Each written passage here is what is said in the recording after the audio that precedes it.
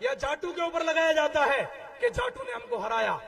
मैं जाटू की जानिब से भी आपको मैसेज दे देना चाहता हूं, जाटू ने हमको नहीं हराया। मीडिया के लोगों, मेरी आवाज को राजस्थान पूरे में पहुंचा दो। जाट ने अगर अमीन खान को वोट नहीं दिया तो फिर फतेह खान को तो दिया तो मुसलमान को। अरे मजलूमों के साथ में कितना बड़ा जुल्म हो रहा है और हम जालिम ताकतों को मजबूत कर रहे हैं। 26 तारीख को अमेदाराम बेनीवाल को आप जानते हो, मैं तो इन्हें 10 साल से जानता हूं। जब पहली बार ये आरएलपी से टिकट लेके आए थे तो आरएलपी के सुप्रीमो हनुमान बेनीवाल जी मेरे दोस्त हैं। इनको टिकट बाद में दिया और उस पर्ची पर पहले उदाराम को और अमेदाराम को मेरे फोन नंबर लिख के दिए। उदाराम जी सीओ आए, रात को 12:30 बजे फोन लगाया कि आरएलपी के सुप्रीमो हनुमान बेनीवाल जी ने आपके नंबर दिया, आप हमारा समर्थन करो। मैंने कहा बाबा, मैं अभी इतनी सियासत में नहीं हूं, मैं नागौर और अजमेर में कर रहा हूं, इससे ज्यादा आगे नहीं बढ़ूंगा। हनुमान बेनीवाल की मोहब्बत की वजह से और उनके अखलाक की वजह से मुझे पहली बार हेलीकॉप्टर में बैठना नसीब हुआ था। मेरे खिलाफ वो लॉकडाउन के अंदर एक केस बुक हुआ, पूरे देश में धारा 144 लगी हुई थी।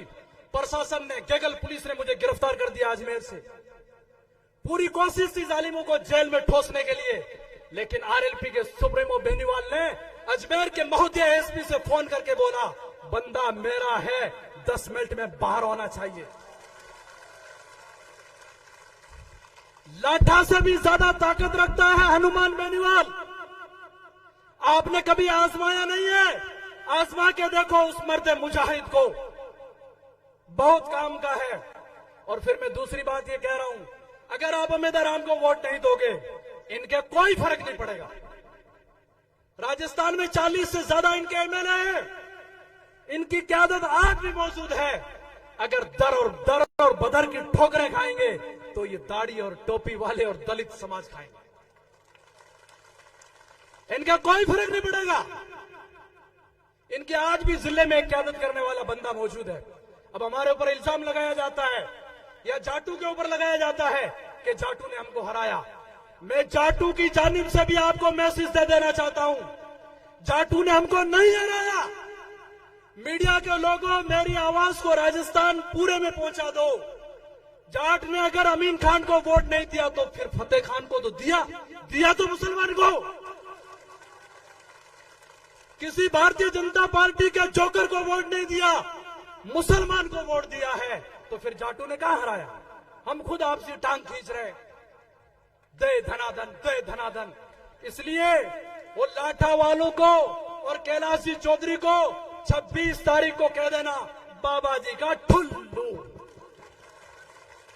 क्या बाबा जी का ठुल्लू बता देना। मैं तो वैसे ओवैसी साहब का चेला हूं, तो वैसे फायर ब्रांड हूं, ठीक है। अब एक शायरी बोलता हूं, उसके बाद में 2 मिनट आगे टाइम मिलेगा तो बात करूंगा। सोच बदल, मुख्य मेहमान भी आ चुके हैं। सोच बदलो, सितारे बदल जाएंगे। या फिर बेनीवाल जी के आने के बाद में पढ़ूं, थोड़ा शेर अच्छा है, नहीं उनके आने के बाद में। अच्छा, सोच बदलो, सितारे बदल जाएंगे, नजर बदलो, नजारे बदल जाएंगे। कौन कहता है कश्तियां बदलने को, दिशा बदलो, किनारे बदल जाएंगे। नशा पिला के गिराना तो सबको आता है, मजा तो तब आएगा जब गिरते हुए को कोई थाम ले। इस देश के वफादार सभी अपनी जगह बैठ जाए। अभी मोहन मेंबर आने में टाइम है। खोद कर देखो, हरीश जी चौधरी साहब हमारे प्रत्याशी उम्मीदवार हमके बीच में आ रहे हैं। सभी अपनी जगह बैठ जाओ। जब आगे तब सभी को बता दिया जाएगा, सभी अपनी जगह बैठ जाओ। सभी अपनी मर भी जाऊं तो कोई गम नहीं, अगर मैं मर भी जाऊं तो कोई गम नहीं, लेकिन मरते वक्त मिट्टी हिंदुस्तान की हो। बैठो, शांति बना के रखो। थोड़ा उनको आने दो। आप नीचे बैठे। इन्हीं आसार को मैं वापस दोहराऊंगा। एक बार नीचे बैठो, आप नीचे बैठो। तो मेरे अजीज दोस्तों, 26 तारीख एक अहम है। यहां पर हमारे आने वाले मुस्तकबिल के फैसले होने वाले हैं।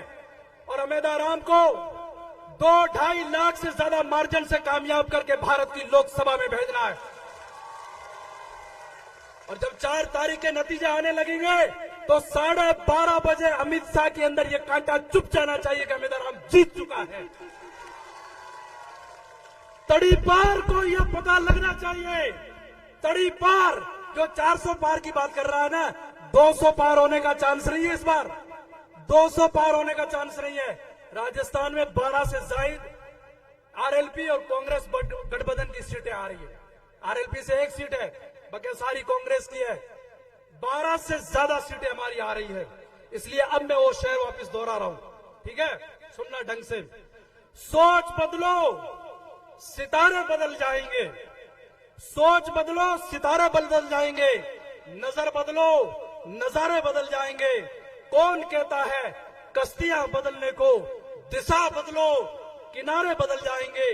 नशा पिला के तो गिराना सबको आता है, मजा तो तब आता है जब गिरते हुए को कोई थाम ले। इस देश के वफादार कम ही निकलेंगे, इस देश के वफादार कम ही निकलेंगे। पानीपत और शामली को खोद के निकलो, हम ही निकलेंगे। जब आंख खुले तो मिट्टी हिंदुस्तान की हो, जब आंख बंद हो तो यादें हिंदुस्तान की हो। अगर मैं मर भी जाऊं तो कोई गम नहीं, लेकिन मरते वक्त मिट्टी हिंदुस्तान की हो। एक बात कह के मैं अपनी बात खत्म करता हूं। आए दिन हमें यह कहा जा रहा है कि पाकिस्तान चले जाओ, तो हम क्या करते हैं? कर्जा किसी का बाकी नहीं रखते हैं, सूद के साथ चुका रहा हूं। मीडिया वालों पहुंचा देना, सूद समेत चुका रहा हूं। ये बोलते हैं पाकिस्तान चले जाओ। अच्छा, अब मुझे ये बताओ, 200 साल की जंग लड़ी गई देश की आजादी में, 2 सदी का टाइम, 2.5 लाख से ज्यादा ये दाढ़ी और टोपी वाले उलमा शहीद हुए, 17 लाख से ज्यादा मुसलमान शहीद हुए हैं। और देश में वही आरएसएस के खाकी चड्डी पहनने वाले सावरकर की औलाद एक दिन में अंग्रेजों को 10-10 चिट्ठियां लिखकर भेज रहे थे कि हमें जेल से बाहर निकाल दो, हम तुम्हारे सारे शराइत मानने के लिए तैयार हैं, सारे शराइत मानने के लिए तैयार है। लेकिन अंग्रेजों के सामने डटक ब्रिगेडियर मोहम्मद उस्मान के एहसान तले जी रहा हूं। और हम वही मीर उस्मान थे, 10 टन से ज्यादा भारत की आजादी के लिए सोना दिया था। तुमने क्या दिया था? कुछ भी नहीं। भाग रहे थे इधर उधर, चोरियां करने में लगे हुए थे। ये चोर है, नागपुर के हेड क्वार्टर पर 60 साल तक तिरंगा नहीं ले रहा है इन्होंने, और आज कह रहे देश हमारा। देश तुम्हारे बाप का नहीं है, देश हमारा है, देश सबका है। देश तुम्हारा है, हाथ उठाओ, मोदी जी को बताओ भारत हमारा है। जय हिंद, जय भारत।